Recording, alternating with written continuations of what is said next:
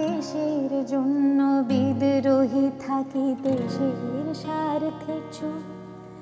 এই দেশের কিছু হলে দেখবে আমার ভয়াল রূপ।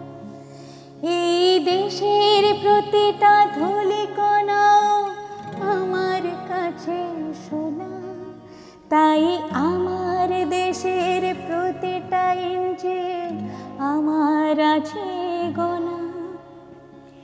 এই দেশের ওপর যদি কখনো কেউ হয়ে আসে কাল, যেন আমি তখন অন্ধকারে জ্বলন্ত মশাল।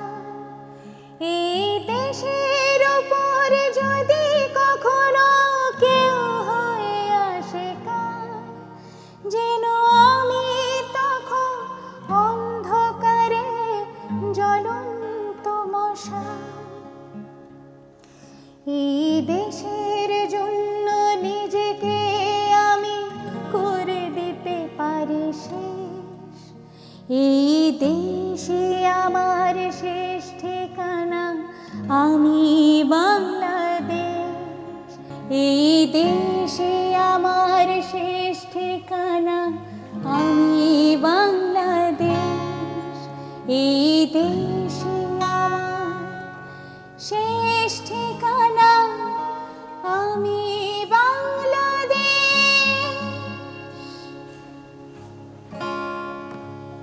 জাস্ট অসাধারণ লাগছিল এবং মনোমুগ্ধ হয়ে আমি মানে মন্ত্রমুগ্ধের মতো আমি হারিয়ে যাচ্ছিলাম।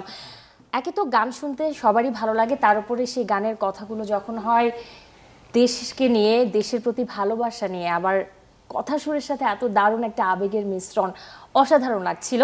আমি দলপ্রধান রাজীব ভাইকে রিকোয়েস্ট করব আসলে সবাইকে একটু পরিচয় করিয়ে দিতে দর্শকদের সাথে। যদিও আমি শুনেছি যে আপনি দলপ্রধান, বাট কেউ আপনাকে নাকি মানতে চায় না আসলে। তারপরে পরিচয় করে দিচ্ছি, ও দুর্দান্ত একজন গিটারিস্ট। ও যদিও আজকে অ্যাকোস্টিক গিটার বাজাচ্ছে, রিশাদ। আচ্ছা। ড্রামস, ও আমাদের সাথে ড্রামস বাজাচ্ছে, ক্যাজন বাজাচ্ছে মঈন। আর ও তো খেয়া, ওকে সবাই চিনে। খেয়াকে তো সবাই অন্যভাবেও চেনে। আর আমি পাত্তাহীন দলপ্রধান, এমন দলপ্রধান যাকে নাকি কেউ পাত্তাই দেয় না। আচ্ছা, দলে তো আরো একজন সদস্য আছে আমি যতদূর জানি। হ্যাঁ, ও হচ্ছে সালমান। ও ওর ব্যবসায়িক কাজে না, ও হচ্ছে ওর ব্যাংকের থেকে, ও সিঙ্গাপুরে আছে। যাই কোনো কারণে আজকে আমাদের সাথে যুক্ত হতে পারেনি, বাট দল তো আছে, দলে আছে। ব্যান্ড রেবেলস নিয়ে অনেক কথা হবে, অনেক কিছু শুনতে চাইবো। আর এই যে আপনাকে কেন মানে মানতে চায় না সেই বিষয়টাও আমি শুনতে চাইবো, বাট তার আগে কি আরেকটা গান হয়ে যাবে? হ্যাঁ, হয় অবশ্যই।